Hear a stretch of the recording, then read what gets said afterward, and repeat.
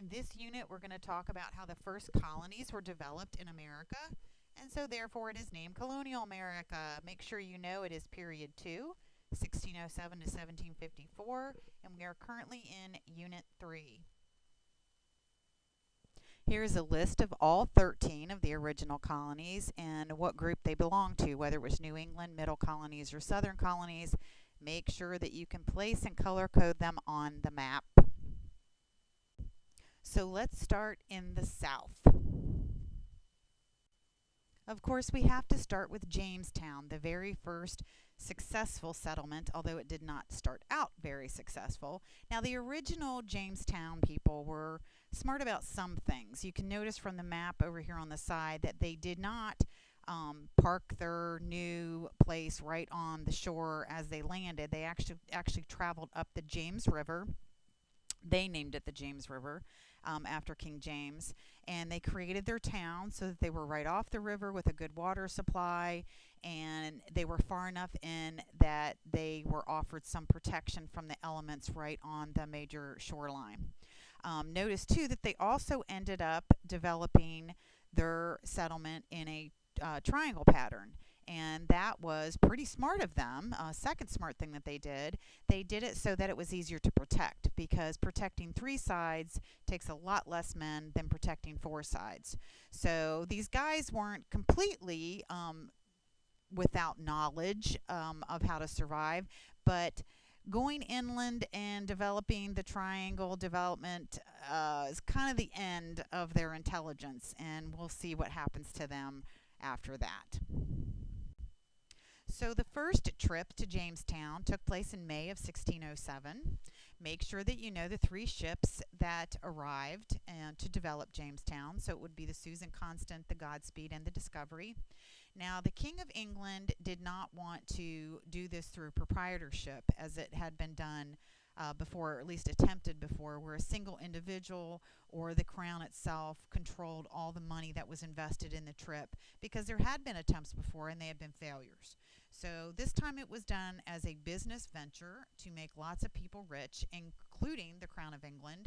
And so it was done through the Virginia Company of London, which is a joint stock company. You should know what that is by now. In a joint stock company, you only can lose what you actually invested. It doesn't have anything to do with your personal property. So if the company goes under, you don't lose your home or anything like that.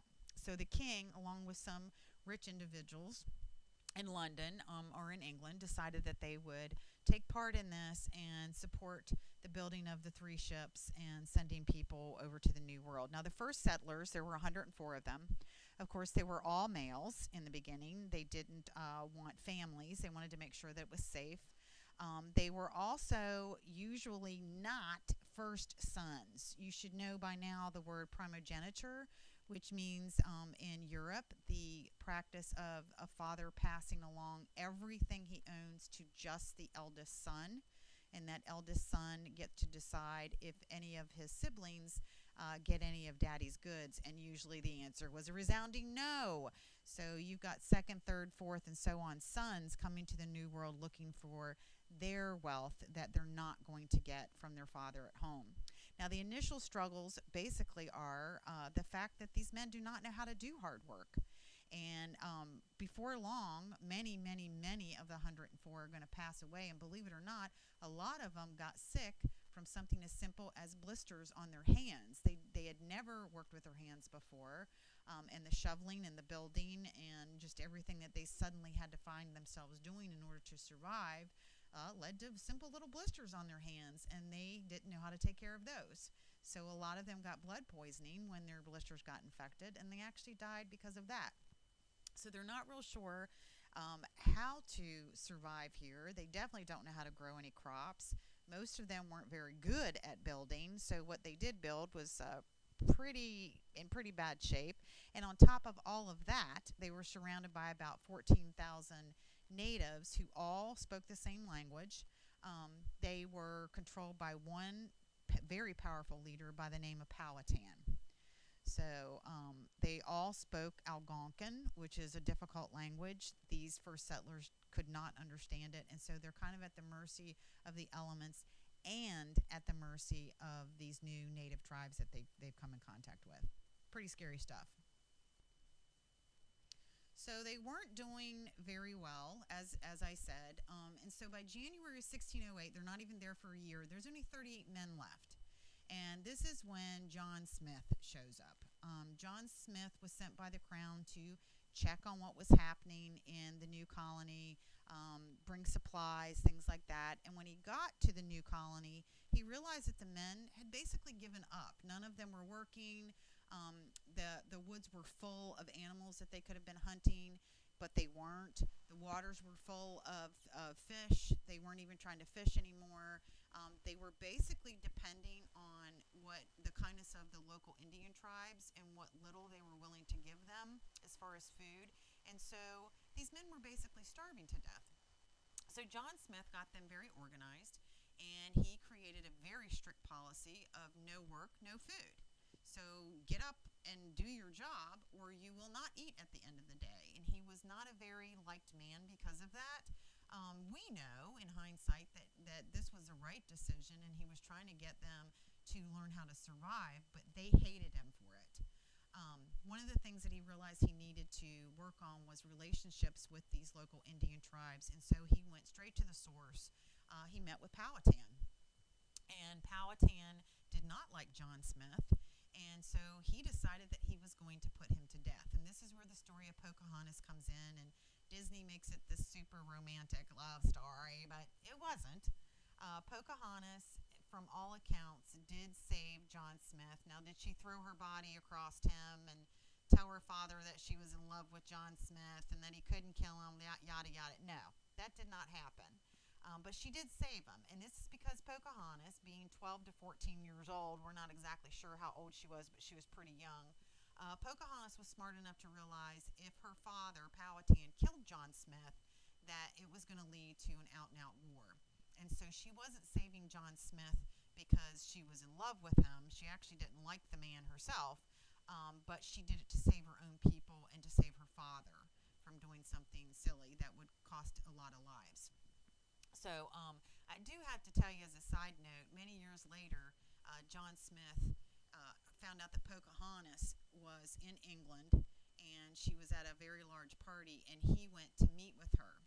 And by that time period, he was trying to sell a book that he had written about his adventures in America with Powhatan and the early settlers. And he thought that if he could get Pocahontas, who was kind of a tourist attraction, on board with promoting this book, that the book would be super successful. And so he went to meet with her thinking, she hadn't seen him in a long time, she would be glad to see him, and she refused to meet with him. She never liked the man, and she certainly was not going to help him sell his book. And so the story goes that she locked herself in a room and said that she would stay there for eternity if that's how long he stood outside the door. And so she never opened the door, and they never met face to face, and they never saw one another again. So just kind of proves that the story of Disney is just romanticized. Anyway, back in Jamestown, by 1609, John Smith was not very well liked by anybody, but he was still working on Indian relations, and so he was kind of out isolated by himself, trying to speak to some of the local tribes. Night fell, and he laid down to rest, and mysteriously, gunpowder that he had attached to a string around his waist blew up while he was sleeping and basically blew his hip off. He was severely injured. He does linger in the colony for more than a year trying to get better, but he just never does get any better. And so eventually he's going to go home to England to get better. He'll come back to America later, but this is it for him in Jamestown. And a man by the name of Percy takes over once John Smith is too unhealthy. Now, Percy was an idiot, and he had hated the no work, no food policy, and so he completely did away with it. In the meantime, between John Smith trying to recover in Jamestown and Percy taking over, England didn't know that any of this was happening, and so they sent more people over to Jamestown. And so in the winter of 1610, there were 500 people in Jamestown, and this was families this time. This was men, women, and children. And we look back on that now as the starving time of Jamestown. By the end of the winter, there were only 60 people left. This time period offers the very first documented cases of cannibalism in America. These people had turned to eating their dead. They ate their dogs, their cats, they ate rats, they ate poison snakes, anything that they could get their hands on. Now, lucky for them, a new group of people will arrive in the spring, and these people actually know what they're doing. They know how to build, they know how to hunt, they know how to farm and test the soil to make it successful. So by 1613, they're not doing too bad, but they're not competitive agriculturally until a brand new crop is brought in 1613, and that crop is a new version of tobacco that had been mated with a European version and an American version, and it's going to be super successful. Can you name the guy who brought it? Let's see on the next slide. It was John Rolfe. John Rolfe is the man who will marry Pocahontas. Again, this is a little side story, but he does marry Pocahontas. We'll get to that later. Did she love him? We don't know, but he was a heck of a lot better than John Smith. So we'll talk a little bit more about that marriage in a minute.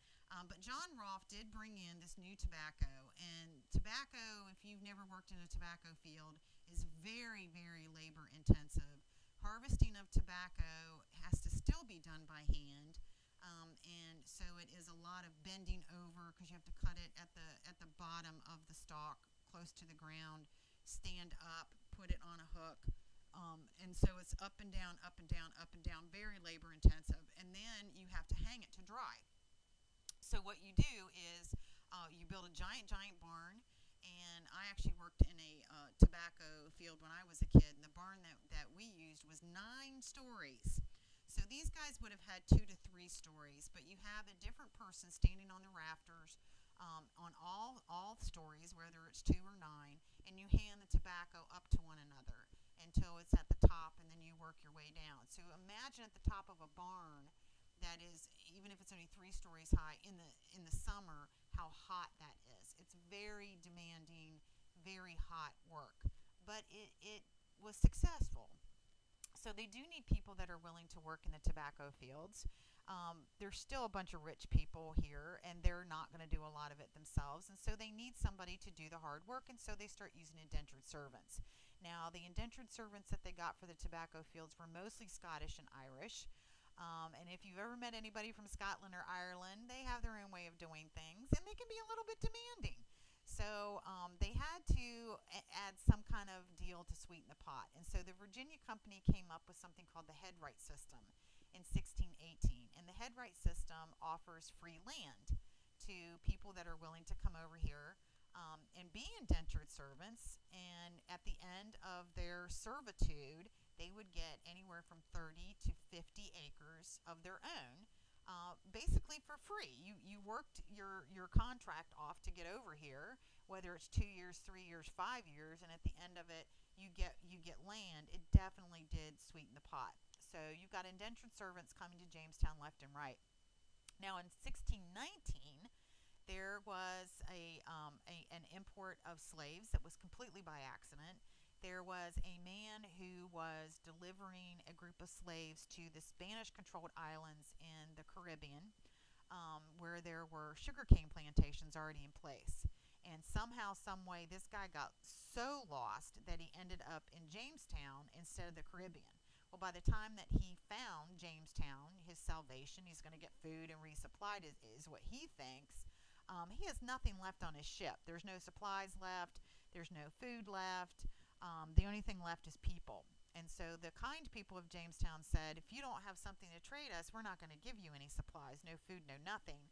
And the only thing this man had was the slaves. And so he ended up trading slaves for food and supplies, and we suddenly get the very first slaves on American soil.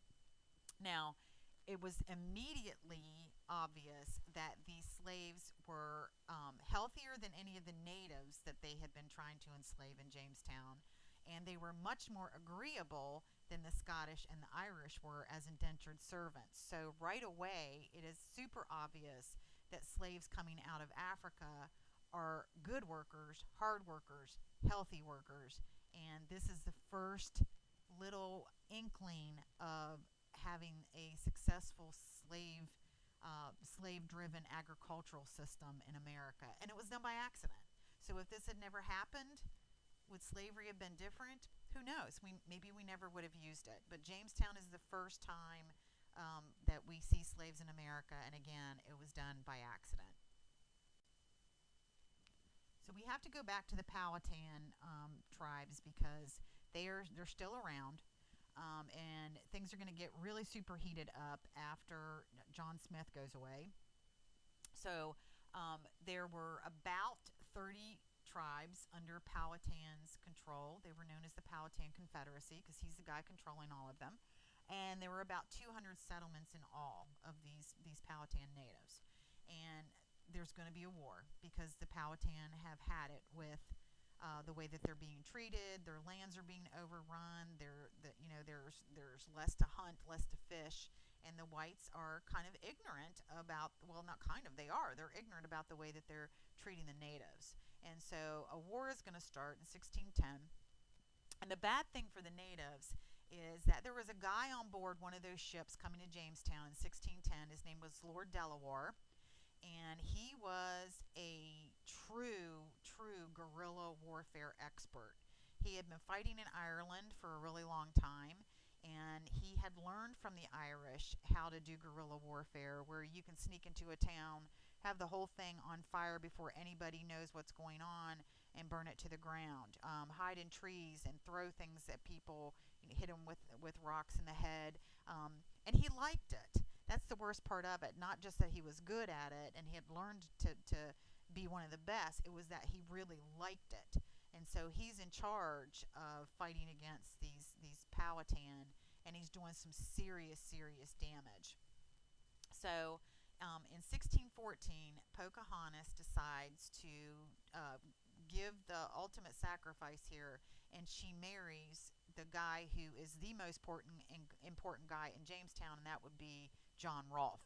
So she marries him in 1614, and they stay here in America for about 8 years. And in those 8 years, everything is pretty peaceful because the two of them are here, keeping things between their two groups of people peaceful. So since Jamestown finally has an opportunity to kind of sit still, they have an opportunity to build that infrastructure of their political system. And so they developed the Virginia House of Burgesses. It's the first General Assembly in 1619, first one in all of America, and it is the first time that they vote people into a political office. It is still around today. And you need to look it up and find out what it is. So in Virginia, that Virginia House of Burgesses, what did it become? Look it up. I can't teach you everything. Sometimes you got to do for yourself. Eventually, John Rolfe wants to go home. So after 8 years of living here with pretty peaceful conditions, he decides that he is going to take Pocahontas. He's going to dress her up like an English woman. He's going to rename her Rebecca, and he's going to take her to England, where she becomes kind of like I said, a tourist attraction. People are just mystified by her. Somewhere along the lines, she does have a little girl. We don't know exactly what happened to the baby, but Pocahontas dies, and we're not really sure exactly what she died of. There's lots of different theories, but she dies young, and her baby girl disappears. So, but the point of it is that she leaves, and so does John Rolfe. And so there's going to be another war. Peace is broken. I know you do not have to know this gentleman's name, but we're going to call him OPEC. And OPEC decided that if Jamestown was going to start misbehaving, that he needed to act fiercely and fast. And so within the first year, in 1622, he killed about a third of the people in Jamestown, burned parts of it down. He really thought that if he did this fast and furious, that he would be able to come to them at the end of the year and say, see, now you know what I'm capable of, back off, and there would be peace again. And Jamestown basically said that, you're right, we're sorry, we're going to give up, you're better at this than us. And so they promised that they were going to back off, but they didn't. They snuck into the grounds of OPEC and his people and the Powhatan people and poisoned their crops. And in one night, they killed enough crops to have fed 4,000 people through the winter. And so people began to die of starvation, the Powhatan people. And before you know it, the Powhatans are gone. And they died of starvation, which is a really horrible way to die. And where the Powhatans had fed the Jamestown people at the worst times, these same people, these Jamestown people, are going to stand back and watch the Powhatan starve to death. And so that is the end of the Anglo-Powhatan Wars, because it is the end of the Powhatan Indians, sadly enough. So you would think that now Jamestown is going to be peaceful for a while, but it's not. So in 1632, you end that second Powhatan War. The Powhatan Indians are gone. That doesn't mean there's no tribes left, but the most powerful and united one, those of the Powhatan, are gone. And so by 1676, you would think that things would be settled, but not so much. In 1676, only 100 years before America gets her independence from England, there are two gentlemen in Jamestown. One is a pretty pitiful farmer by the name of Nathaniel Bacon. He's a drinker, he's a gambler, he's a big mouth, and he thinks it's cool to befriend indentured servants, because even though he's not like a rich guy, he is one step above them, and so they're fascinated that this guy will befriend them. So he's their leader. Well, there's also the governor, and his name is Berkeley. And Berkeley's kind of a no-nonsense kind of guy. But both men, Nathaniel Bacon being a farmer and having all these friends that work farms, and Governor Berkeley and everyone else in Jamestown is concerned with the fact that tobacco prices are falling. Other colonies had developed, and they were all competing with one another, and so the prices are going lower and lower and lower. Also by 1676, the rules of mercantilism had really kicked in.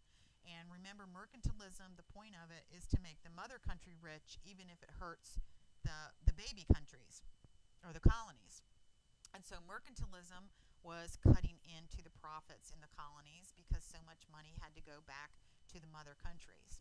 It also happened that in 1676, the year before and after, there was some bad weather, and so the crops weren't doing that great anyway. And so here, all these people are very frustrated with the things that are going on at the time, and they're not, of course, going to take it out on themselves. They're going to take it out on the local native tribes. So the real blow up between these surrounding tribes and Jamestown actually started with a guy by the name of Thomas Matthews. Thomas Matthews was not super intelligent. He was a plantation owner that decided that he was going to get seed and supplies from some of the local natives, a local tribe. And when they came to ask for payment, he said, "I'm not paying you." And so this local tribe sent in some members basically to threaten Thomas Matthews. You've got so much time, and if you don't pay us, then we're going to attack your farm. We're going to burn it down. We're going to hurt you. They threatened him. And so he tells all his friends about this, and he's saying to his friends, "I think I need to pay these guys." It was kind of scary. And his friends say, "No, no, no, we will take care of it for you." So Thomas Matthews is not even involved in retaliating. So these guys who really didn't know anything about the tribe he had borrowed from or anything else go off into the woods looking for this local tribe to take out revenge. Well, they came across a group of local Indians, didn't know what tribe they were from, didn't even ask, murdered them in the name of Thomas Matthews, and it ends up being natives from the wrong tribe.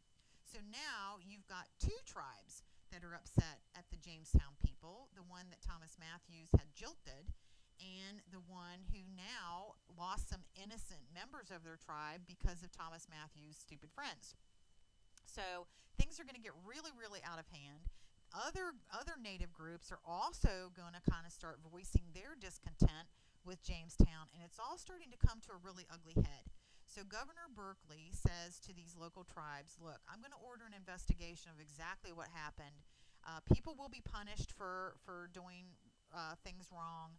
I promise you. But please, please, let's just look at this logically. Let's talk about it. I would like all of you chiefs to come into Jamestown, and we'll sit down. We'll figure out a way to do this, to settle things, to make everybody happy. And so these local tribal chiefs do agree to it. They're in Berkeley's office. They're discussing how to fix things. The door suddenly burst open, and a group of men comes in and kills all the tribal chiefs. So complete chaos starts. And of course, men are going to start organizing groups to go after these Indian people. Supposedly they're the bad guys, right? So Bacon is one of these men. He's actually the leading man that organizes this volunteer band of Indian murderers. And most of them were his indentured servants' friends. And he gave them orders saying that there is no difference between good or bad Indians. Kill them all. And so this out and out murdering, chaotic event takes place with Bacon as the leader. So it's a quick, ugly, horrible thing. But in the end, Jamestown is burned to the ground not by the Indians necessarily. Mostly it's burned to the ground by these indentured servants who had just gotten crazy and thought that there was no law enforcement anymore and you can just do whatever makes you happy in the moment. And so they burned down most of Jamestown themselves. In that time period as well, Bacon had a huge, horrible case of lice. He did not bathe like a lot of people did back then, but he had lice so terrible that he got skin infections from it, and he died in the heat of all of this from blood poisoning. So he didn't get punished. I'm sure he would have, but he didn't get punished. He died. Governor Berkeley was removed from office, and eventually he was sent back to England. 23 of those indentured servants were hung for their crimes, so they did actually punish the men involved. Now, did they punish them for killing Indians or punish them for burning down Jamestown? You know what I'm saying? But at least there were people punished. But here's the kicker to it all, and you probably wouldn't make this connection. Because of what happened between the Jamestown people and the Native Americans, black slavery is going to increase. Now, when you think about it, it's going to make sense to you. It was indentured servants that did most of the damage. So are you going to trust an indentured servant to oversee your giant plantation that you can't constantly see what's going on? You can't monitor human behavior constantly. So are you going to be willing to take on indentured servants who might be bad people doing dishonest things and hurt your property? Or are you going to now take on black slaves who don't cause those kind of problems, who don't burn down Jamestown? So I know it doesn't seem like those two things could be connected, the Bacon's Rebellion and black slavery increasing, but they definitely are connected. So hopefully that made sense to you. Now we need to kind of stand back and look at the significance of Bacon's Rebellion. It is, and this is super important, it is the very first real colonial rebellion where you've got the farmers versus the government, or any group of colonial people versus their own government. And in this case, you've got frontiersmen, which are the farmers, versus the Tidewater people, the government, the big people, the rich people, the people telling you what to do. And these people, for the first time, rose up and said, we're not going to have it. And in fact, burned down half the town. So big, big, big deal. Make sure you know Bacon's Rebellion, first colonial rebellion, lots of damage, lots of death. And of course, as a side, like collateral damage kind of thing, it definitely worsened the racial lines, because now you have the natives who are mad at the whites who are mad at the natives. You've got indentured servants who are mad at the black slaves coming in, taking their jobs. So you've got a lot of racial lines here that had not been crossed either in a long time or ever before. So there you have it.